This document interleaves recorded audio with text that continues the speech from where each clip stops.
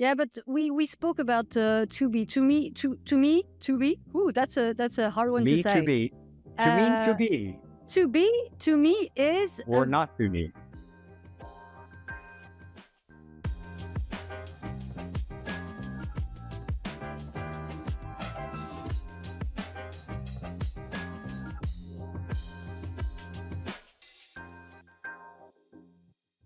Welcome back to the Media Odyssey podcast. That is Marianne Renchette. and this is Evan Shapiro. And this week we are discussing something that I'm very nerdy about, the user interface, the user experience of the entertainment ecosystem when consumers turn on their connected television or any other device. Isn't that right? You are accommodating me. I wanted to nerd out about this topic. Thank you very much, Marianne. Well, you did the same for me on bundles, so I owed you one, right? There you go. And we have a special guest to talk about the user interface of search in entertainment and specifically streaming media here on the Media Odyssey this week. But let's get into the topic. So I did a panel at South by called "The Product is the Message Now." Yeah. And it identifies a problem, which is ostensibly the interface is just not very usable for the consumer. Yeah. And I have data around that.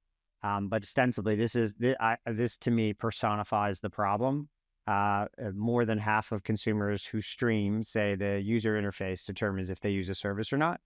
The average consumer is now spending 110 hours a year on search, which isn't that much when you think about it, but it is a lot of time. And then, to me, this is the byproduct of it. So this is a recent release by Antenna. Yeah. And I've been waiting for 2024 churn numbers, and this is what they were: 174 million added, 148 million lost.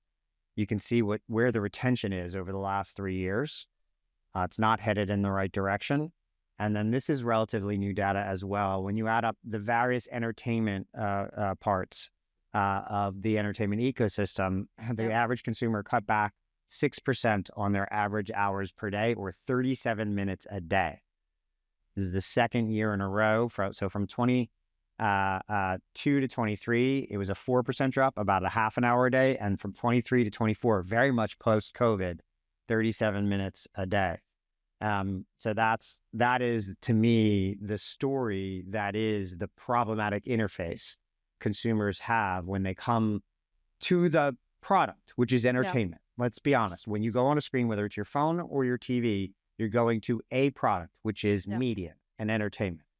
And the consumer understands there are different services, but we just talked to Bango about how much the consumer wants convenience in bundling. And so the interface that they face when they have to skip between all these services is very frustrating and friction-filled. And to me, that's the thing we have to solve. I throw it to you, Marianne. How would you fix it? How would you approach, tackling what is very obviously the data, the audience telling us, screaming at us, this is frustrating us. I log on to a streaming service, I can't find something to watch. I log on to another streaming service, I can't find something to watch. I log into a third service, I can't find something to watch. I get stoned and I just watch Friends. That is the user case now. How do we fix that? So there's two things, right? Because you had the service level, but there's the platform as well, right? So there's that initial decision that you're going to switch your TV on, and you'll be presented with a UI that's going to be this master, aggregator. Number one, do you know where to go? So which app are you going to? And actually, Samsung, every year they release data they have around 41 million active devices in EU5 markets, EU5. Okay. So UK, these Germany, are connected televisions active in the EU market. Okay. So that's UK, Germany, Italy, Spain, and France. And what they're saying is that 85% of people, split their time across different apps. That's great. 15% always go to the same app. And I have kind of a bit of an idea on which app that is. And then 95% of time spent is for the same top 10 apps. So that's frightening, because that means that there's that discoverability challenge the minute you switch your TV on, and people were creature of habits. So who do we go first? And they have data as well around the number of apps that we play with, and it's like 4 or 5.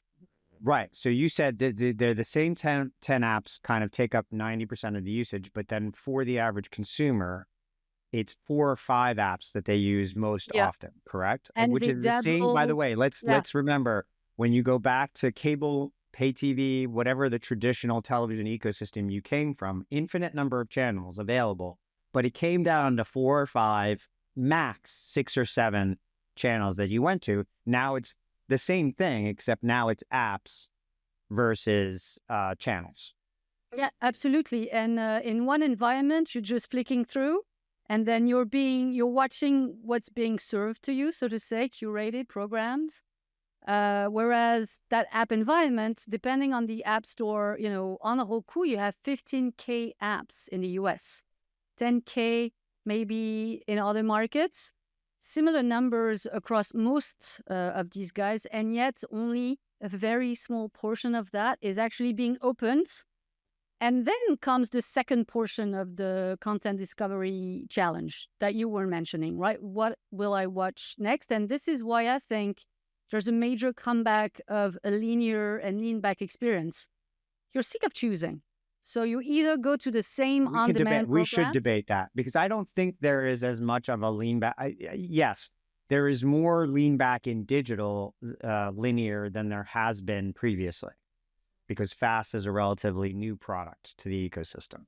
But generally speaking, if you look at the direction of linear versus on-demand viewing, the trend is towards and increasingly towards on-demand over linear. No? Well, the thing is that You talk it about really a depends on, renaissance, and many people talk about a renaissance. And I was just on a yeah, panel where actually I think it was Rob Caruso from Google said, yeah. no, there is actually even more, lean back now. But I don't think that's actually the case. I think more people, especially younger consumers, are leaning into on demand. And Tubi was on stage with us at MIPCOM saying 95% of their usage is on demand versus Yeah. linear. Yeah, 90. Yeah, but we spoke about Tubi. To me. Ooh, that's a hard one to Me to say. be, to me to Uh, be, to me is a or not very to be. on-demand first platform, right? They've been around the block for 10 years, pushing on demand. They have, I think, close to, is it 100K or 200K titles? So yes, Yeah, it's they have movies one of the and largest titles out yeah, there. But it's I one of the mean, largest library. they But no, started as an ad tech product and then they turned into an on-demand interface, white label, and then they turned into a product.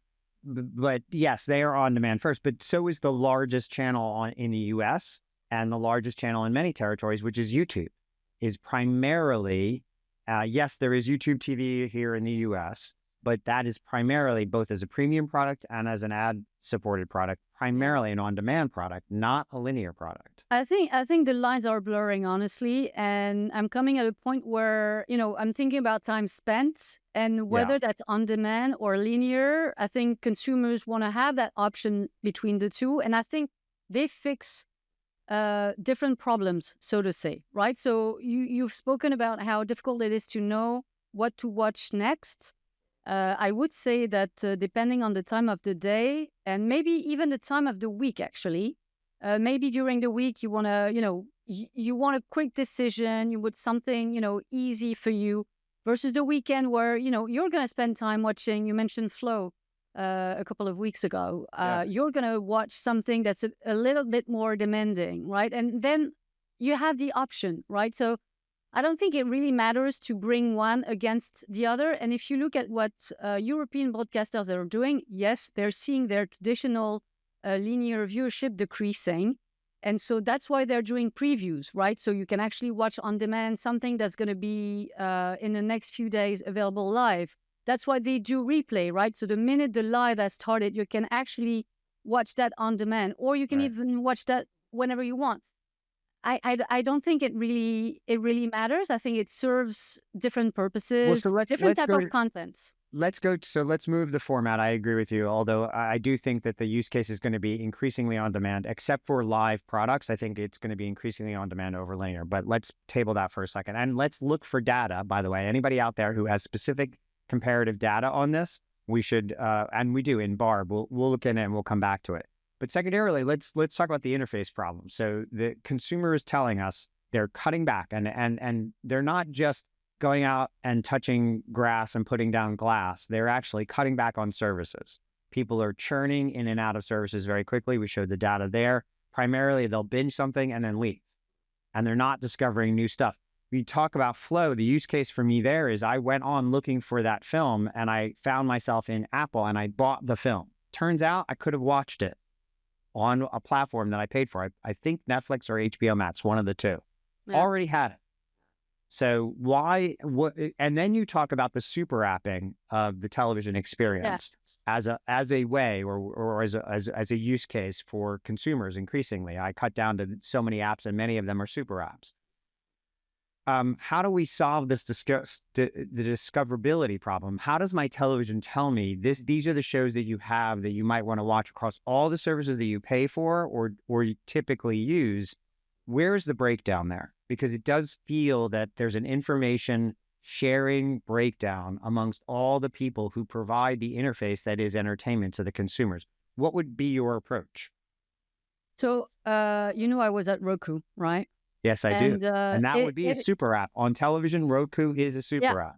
That's a super app, right? And when I look at Roku, and to some extent the Roku channel, which is their app within their super app, so to say, where I see they put focus and what I witnessed where they were putting focus to make sure that, again, you were, as quickly as possible to content. And what they're doing, anyone could do it within a Netflix, within a Max, etc. Number one, I would say search. If you were on your TV looking for flow, you should be able to type it and then, find it across the number of devices that you have. That's what, a TV Time does, a Just Watch.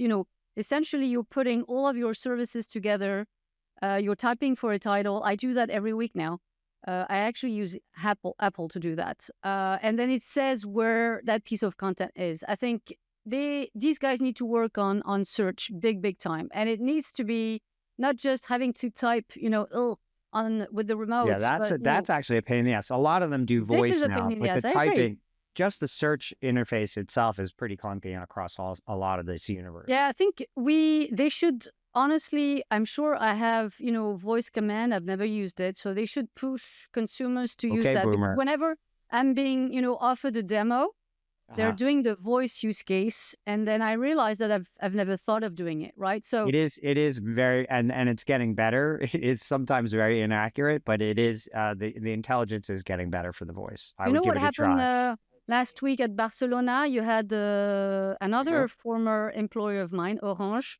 They showcased the use of, I don't know in the background if it was ChatGPT. That was Mobile World Congress? Yeah, in Barcelona. So very much focused on connectivity, but there's, a video portion of it. And all the big telcos, that's their big big event. And they showcased, and I'll put a link in the show note because I saw a video of the demo. And I don't know if it was ChatGPT or maybe something they've built internally. But you actually were, speaking to the set-top box or the TV interface, and they were helping you make that decision. And I've actually seen my husband use ChatGPT some more to say, what should I have tonight? I have this and this in my fridge. I should be making... Really? You've seen your husband do that? That's fascinating. And I do think if there is a tremendous use case for AI in media, this is it. Both ends of the spectrum, which is on the provider end, integrating machine learning and artificial intelligence to use the data in real time. So behavioral usage data from the consumer to reschedule and resurface content based on general usage. I don't believe any of the platforms are at that process yet. I did talk to somebody who provides a tremendous amount of the back end of streaming, and that is one of the things that they're working on. They have a software and an interface that enables using data that the company has for human steering of these processes of scheduling and surfacing content. But I think the more we can accelerate the integration of real-time data into those things, the better the interface will Yeah. be. On the flip end, the consumer's ability to use bots and other to search for the content for them will probably accelerate the time to view.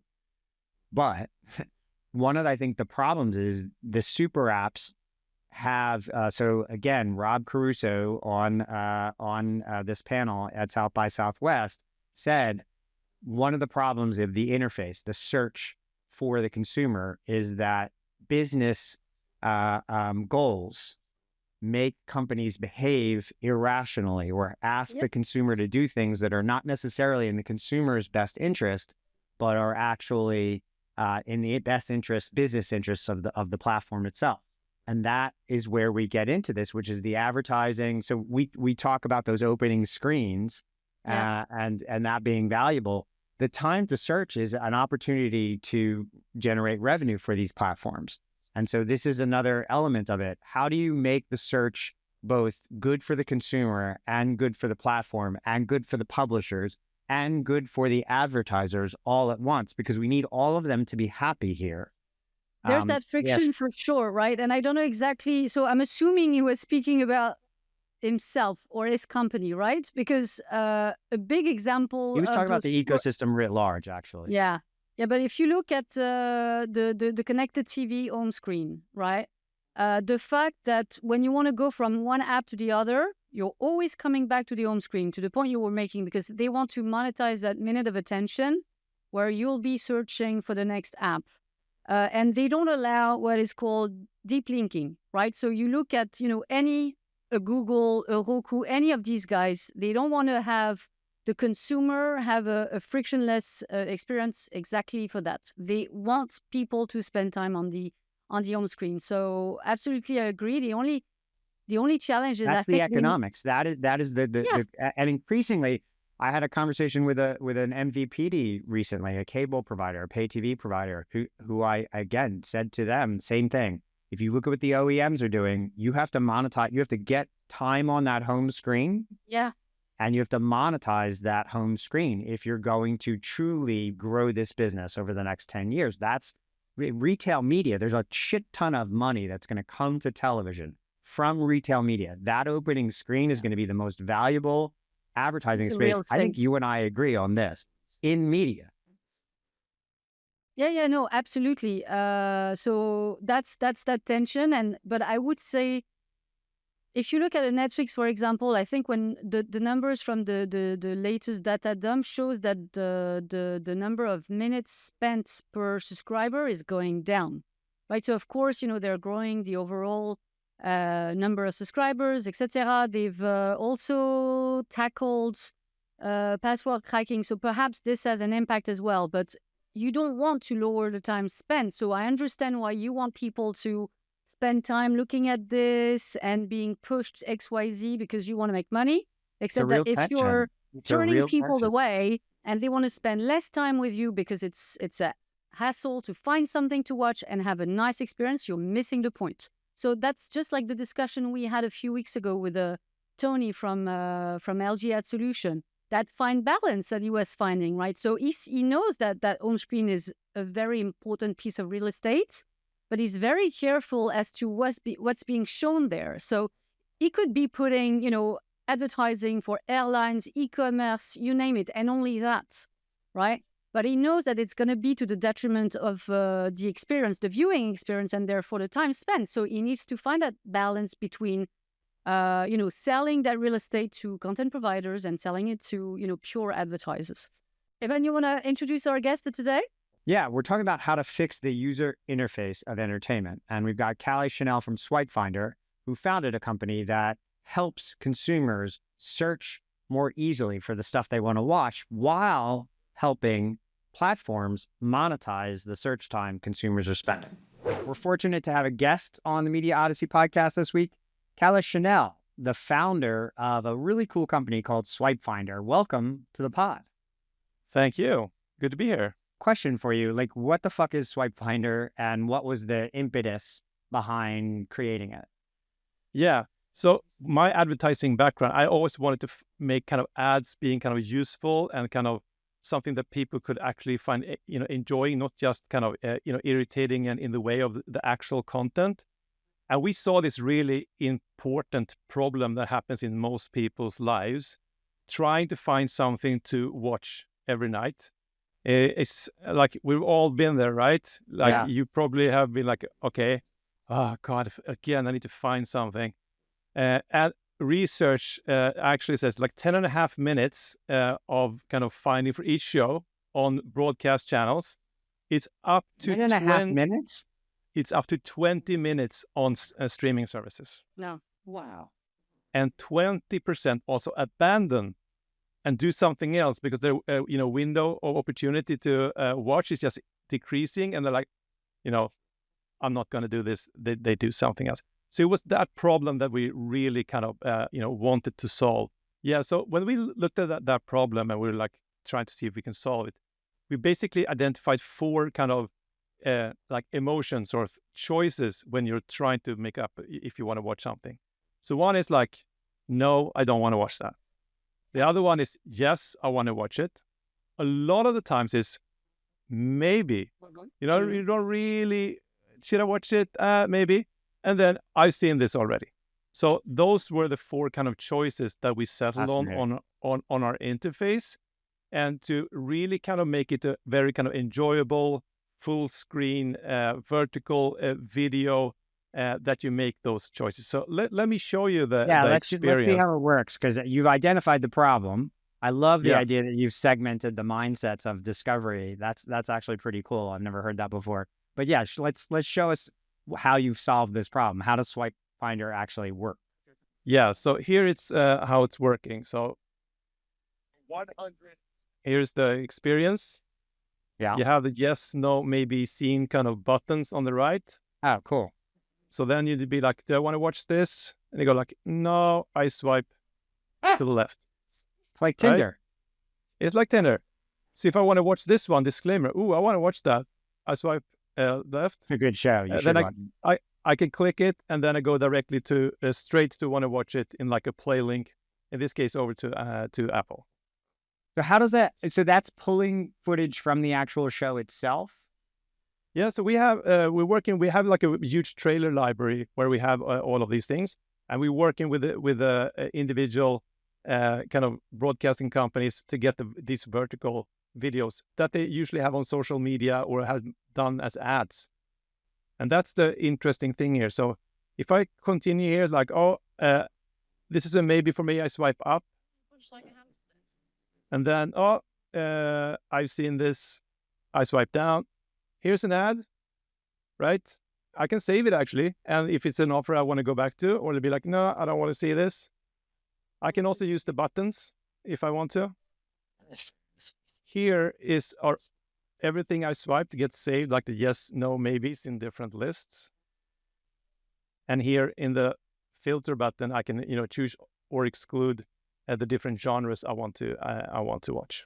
Now, but this is a white label product for streamers to utilize to help navigate their own platforms, correct? Yes. This is also, we can build this into an aggregator, like a telco or a TV guide. And then here comes the revenue trick. All of these trailers here could actually be advertising. Oh, so right? So let's say a telco, a Verizon, or an O2 wants to utilize this as a way to navigate all the platforms that are available on their system. They can aggregate all of the clips from all the various services and use this as an advertising tool as well. Yeah, because right now all the streaming companies and channels, they want to promote themselves, right? They have done these vertical trailers that they put across social media and other places and on their own social media accounts.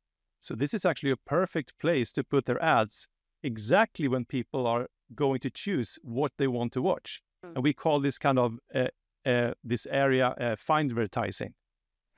So you're actually like putting find-vertising on the front door and you're helping the users finding your content at the same time. So the ads become really, really useful. Nice.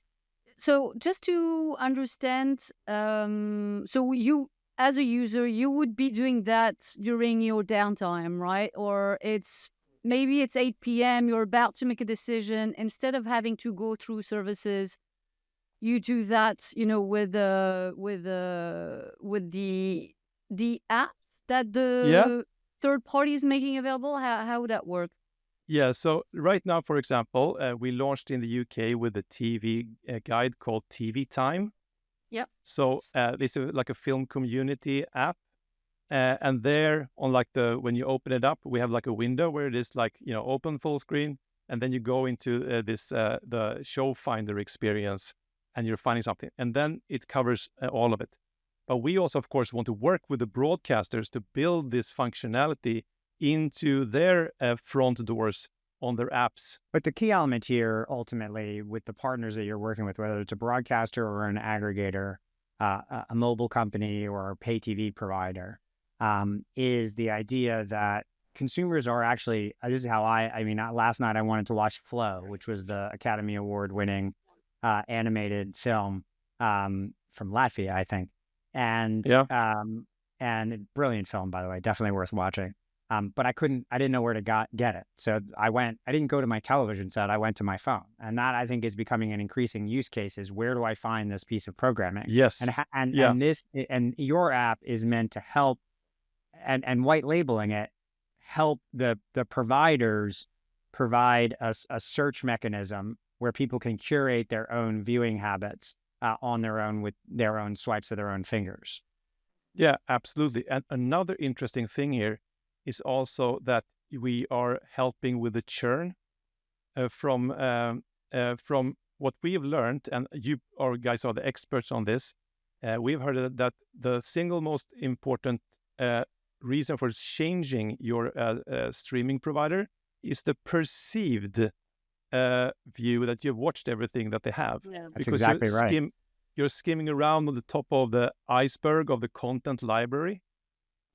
And when we spoke to SVT, the Swedish public broadcaster, who are going to be part of the Swedish launch of TV Time, it was like, yeah, people are going to go deep into the libraries because you're swiping left and right and you go straight down, which is, for a public broadcaster, that's kind of their part of the mission statement. Yeah, the research shows that the long tail is actually the much larger use case for a lot of these platforms. But the navigability and the discoverability of what to actually watch is the chief blocker to monetizing or merchandising the long tail as well as it needs to, in order to satisfy the viewer's needs. Yeah, and we also, calculations on this, it's like it could add up to 10% extra revenue, or total digital revenue for a broadcaster that's actually just sitting there waiting to be kind of explored, but while it's actually helping people finding things. So it's a true win-win here. I wanted to ask you about the business model, because honestly, we spoke to this at the top. I think everyone has a discovery challenge. So whether you're using, TV Time, Real Goal, all of these guys who are actually themselves trying to fix discovery. So this is very meta. You're going to a first platform who's trying to fix discovery. Maybe they haven't succeeded. You're bringing that extra layer to fix that. But so everyone needs to fix that. So I really see use cases across the board. I will say the business model will be important, right? So how easy is it to integrate? And you've said... Do I have to create my own content for vertical situations in order to make this work? Yeah. Yeah. If you've never done that before, yeah. Yeah. So it's a one line of code, but it is one line of code that opens up this window inside the, we have, with TV Time, it's an app integration, which opens up, now it gets a little bit tiny bit technical, it opens up an iframe, but there's several other ways of solving that. And the content is usually already produced. They've done all of these vertical videos, and they put them up on their social media platforms for years, and they use them in advertising. And here, all of those can help advertisers to actually monetize that content that they already made, but now they can monetize it on their own platforms. Yeah, And this is you talked about this as retail media, which Yeah. I'm obsessed with retail media, as Marion will tell you. And it seems to me, so right now this is retail media inside the programming environment, but this seems to have extensions into other types of merchandising opportunities like food and travel and commerce as well. Yes, absolutely. So the second kind of thing that people told us, like, oh, I love this idea, finding something, but I have even terrible problem finding something to eat. What am I going to cook every night? Like, oh my God. So we actually created the Food Finder. So it's the same premise. There's fantastic recipe videos made in vertical video across a lot of platforms. Yeah. So gathering those together with like big grocery retailers who can again create a retail media space, because there's so many brands who make recipe videos that they put up. So here again, the ads becomes really useful, and people are swiping these recipes, and maybe even half of them are actually ads for the grocery recipes that they're selling, and the individual brands like Philadelphia or Hellmann's, etc. And then it's like, okay, finding somewhere to go for vacation, the Travel Finder. Finding something to buy, e-com finder. So we are extending it in lots of different other ways to do it. And it's also just important to mention, we have a patent pending on our 4 swipe moves and the recommendation in it. So anyone who wants to like, it's like, oh, that's a good idea, I'm going to build this myself. You can't do that. I won't suggest doing that. It's much more fun to collaborate and do it together. That's right. And I think one of the things that one of the elements of the internet society is we've given people access to all information and all ideas on the planet Earth, on these devices that they can fit into their pocket. But the result of that is we've created this, paralyzing paradox of choice. And that's really what you're looking to cure. Yeah, because like, even if you want to type in something in a search engine, like or like an AI, you need to form the prompt. It's actually a mentally taxing thing to start doing that. But just reacting to a video, yes, no, maybe, I cooked that, or I seen that, I've been there. Like, it's you're reacting to this great, and it actually makes the whole thing so much more fun, right? Looking at links, it's not a fun experience. Yeah. But seeing these, when you're going to try the Food Finder, I guarantee you're going to be hungry within like 10 minutes. Well, there's a reason why this works for dating, because it is a bit of a gamification, and it gives you a much better idea of what you're buying into, or who you're buying into in that case. But in this case, what you're buying into. No, Yeah, absolutely. No, I love it. Of course, Marion and I don't know that because we've been married so long.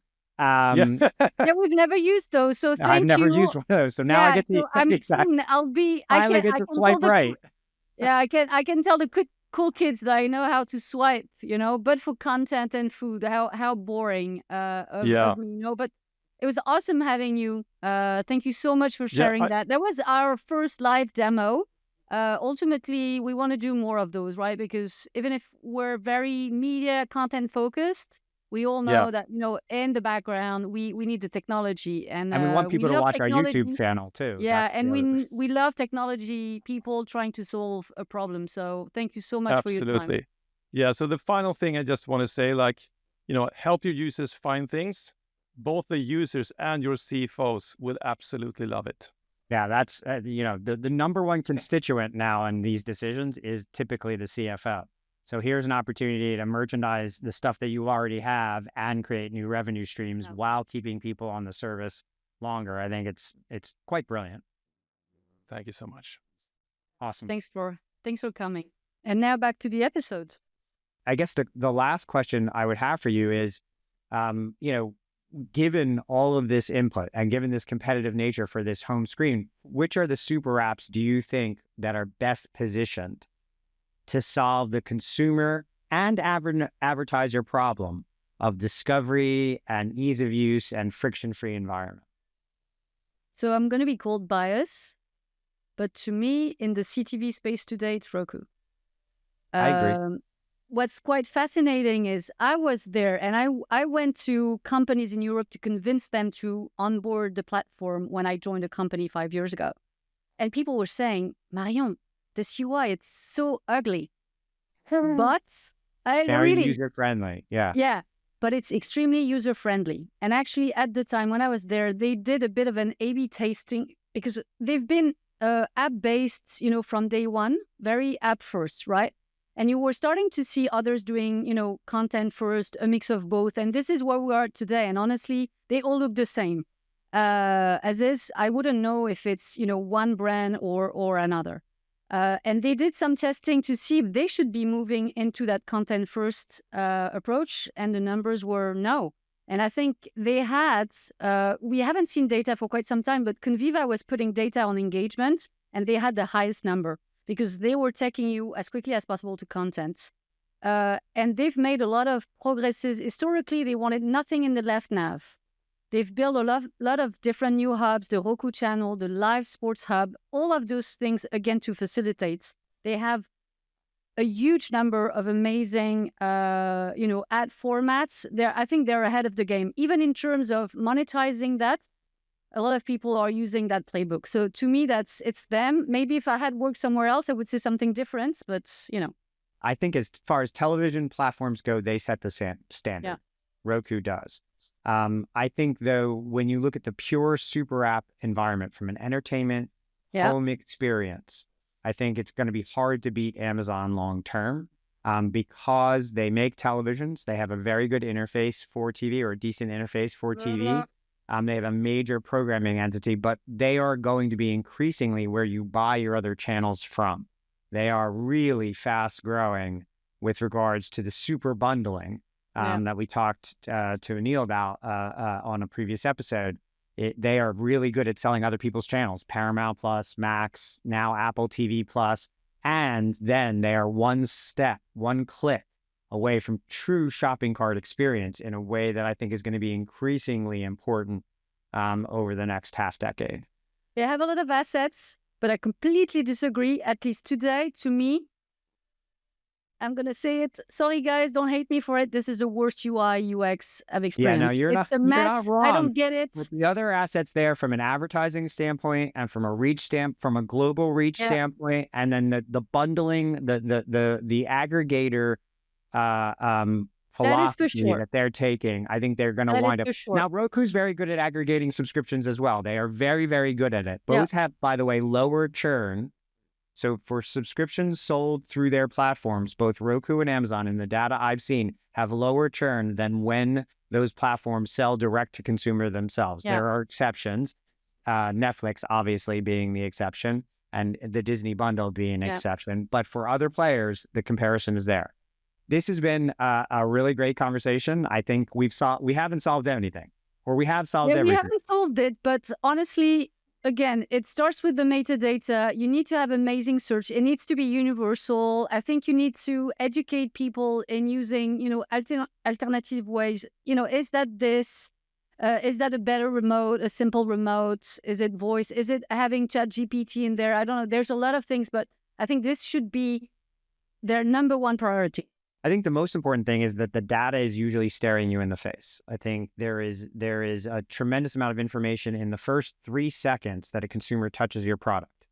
Is it buffering too long? Yeah. And then in the minutes afterwards, how long does it take to search? And I know all the platforms are very much focused on this, but there is a discovery and navigability crisis in our ecosystem as far as the UX, UI of entertainment. And I think you're right. We should prioritize it as a group. Yeah, honestly, I use outside sources to see what I'm going to watch next. And I think maybe there's something... That's the embarrassing thing, is you go to kind of a dinky third-party provider to figure out what to watch on Netflix and Disney and all these big... It's not a dinky provider. It's so where they should be working in building bridges with media outlets, right? And so I have a couple of go-tos. I trust, their opinion on pieces of content, and then I go search that piece of content, and that's how I've watch things that I would never have seen because it wasn't even surfaced. So I think it's also, maybe we can't just fix that on our own and we need to work with others. Yeah, and so collaboration, I do think us sharing the metadata together, but also us collaborating, understanding the consumer sees entertainment as one interface. The more we collaborate, the OEMs, the platforms, the publishers together, the better off we're all going to be. Yeah, I Thank agree. you for entertaining this conversation. I nerded out about this stuff, and I appreciate the back and forth. That is Marianne Rinchet. And this is Evan Shapiro. What's your newsletter? Streaming Made Easy on Substack. You want to ask me mine? No. Mine is Media War Sorry, and no, I'm Peace. kidding. No, mine is Media War and Peace. That's fine. That's as it should be. That's our relationship right there.